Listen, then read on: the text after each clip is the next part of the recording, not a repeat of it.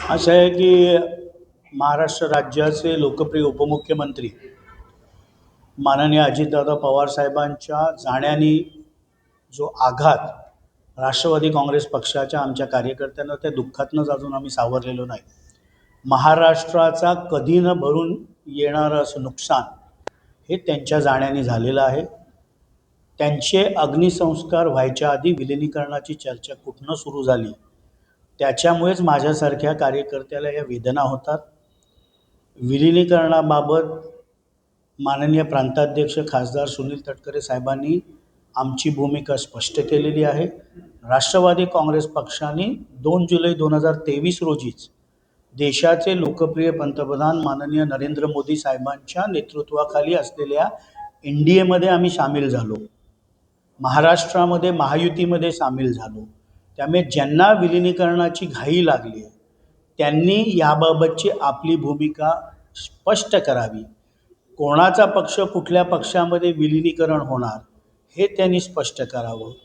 याबाबतचा निर्णय हा आमच्या वतीने आमचे राष्ट्रीय कार्याध्यक्ष खासदार प्रफुल्लभाई पटेल साहेब असतील, प्रांताध्यक्ष सुनील तटकरे साहेब असतील, त्याचप्रमाणे उपमुख्यमंत्री व विधिमंडळातील आमच्या नेत्या सुनेत्रा वहिनी असतील, ज्येष्ठ नेते छगन भुजबळ साहेब असतील, हसन मुश्रीफ साहेब असतील, दिलीप वळसे पाटील साहेब असतील, धनंजय मुंडेजी असतील, हे सर्व मिळून त्याबाबतचा निर्णय घेतील.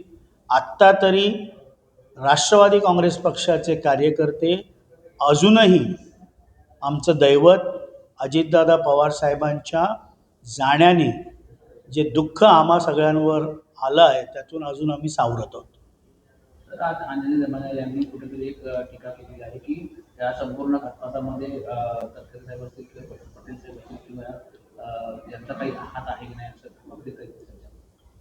असं आहे की त्यांनी संपूर्ण ती बाईट याची सुरुवात करताना त्यांचं वाक्य मी ऐकून मला तर धक्काच बसला की घरामध्ये एखाद्या कुत्र्याचं दुःखद निधन झालं तर 10 दिवस आपण शोककळा सांभाळतो करतो, मात्र प्रफुल्ल पटेलजी असतील, तटकरे साहेब असतील, भुजबळ साहेब असतील यांनी आपली दिनचर्या चालू केली.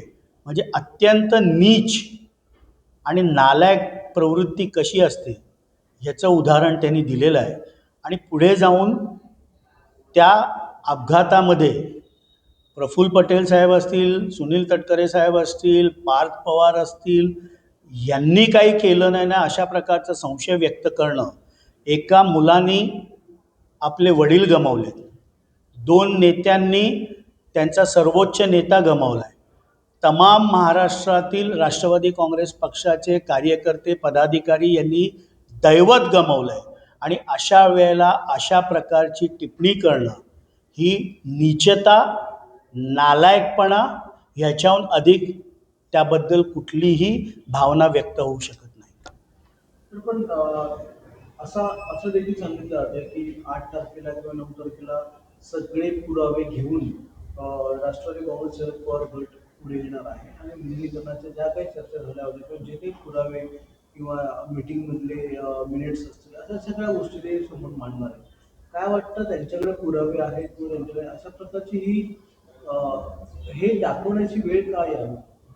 असं आहे की ज्यांना विलिनीकरणाची घाई लागली, ज्यांनी अग्निसंस्कार व्हायच्या आधीच विलिनीकरणाबाबतची चर्चा सुरू केली, त्यांनी त्यांची भूमिका स्पष्ट करताना त्यांना हे स्पष्ट करावं लागेल की केंद्रामधील लोकप्रिय पंतप्रधान नरेंद्र मोदी साहेबांच्या नेतृत्वाखाली NDAमध्ये सामील व्हायला ते तयार आहेत.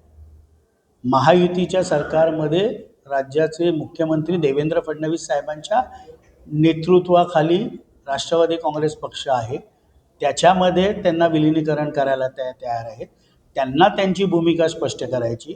आमची भूमिका राष्ट्रवादी काँग्रेस पक्षाची जी 2 जुलैला माननीय अजितदादा पवार साहेबांनी घेतली त्या भूमिकेवर आम्ही आजही ठाम आहोत आणि उद्याही ठाम असणार आहोत. अंजली दमानिया या उच्च न्यायालयात जाणार आहे. त्या म्हणतात की कुठल्याही प्रकारे पार्थ पवार या घटनातून वाचू शकत नाही, काही झालं तरी मी स्वतः उच्च न्यायालयात जाणार आणि माझा लढा जो आहे सुरू झाला. असं आहे की संविधानाने त्यांना अधिकार दिलेला आहे. याच्या आधी अनेक वेळेला त्या कोर्टात गेल्यात आणि कुठलाही आरोप कुठल्याही नेत्याविरुद्ध त्या कोर्टामध्ये तो टिकलेला नाही. त्यामुळे केवळ प्रसिद्धीसाठी सो कॉल्ड समाजसेविका ह्या अशा आरोप अनेकदा त्यांनी केले, पण आजपर्यंत त्यांनी केलेला कुठलाही आरोप हा कोर्टामध्ये त्या प्रूव्ह करू शकलेला नाही. पार्थ पवारांना क्लीन चिट दिल्याच्या बातमी देखील समोर येतात निवडणूक असं आहे की आत्ताच काही वेळापूर्वी राज्याचे महसूल मंत्री, ज्येष्ठ मंत्री माननीय चंद्रशेखर बावनकुळे साहेबांनी स्पष्ट केलं की अतिरिक्त मुख्य सचिव महसूल विकास खर्गेजींच्या नेतृत्वाखाली जी काही टीम नेमण्यात आली होती कमिटी, तिचा अहवाल यायला अजून 8 ते 10 दिवस लागतील. त्यामुळे माध्यमांनाही माझी विनंती आहे आणि सो कॉल्ड समाज सेवक जे म्हणतात की अजून तो अहवाल आलेला नाही. तो अहवाल आल्यानंतर जनतेसमोर तो नक्की येईल. त्याच्यामध्ये जे सत्य असेल ते महाराष्ट्राच्या जनतेसमोर येईल. काही नेते म्हणजे मोठे नेते राजकीय बोलत आहेत त्याचं दुःख आहे आणि 9 तारखेनंतर मी माहिती घेऊन बोलेन किंवा राष्ट्रीय दृष्टिकोनातून आमची भूमिका 9 तारखेपर्यंत आम्ही हे करू. पण पवार कुटुंब हे एकत्रच राहिलं पाहिजे असं रोहित पवार म्हणतात.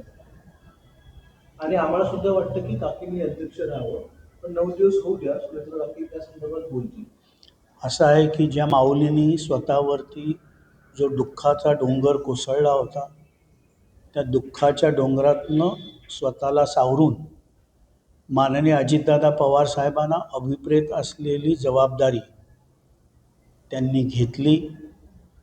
महाराष्ट्रातल्या राष्ट्रवादी काँग्रेस पक्षाच्या प्रत्येक कार्यकर्त्याच्या मनामध्ये जे आहे तेच येणाऱ्या काळामध्ये होईल. आमच्या पक्षाचे निर्णय आमच्या पक्षाचे नेते घेतील. दुसऱ्यांना काय वाटतं याच्यावर आमच्या पक्षाचे निर्णय होत नाहीत. आणि पवार कुटुंब म्हणून एकत्रित कालही होतं, आजही उद्याही राहील.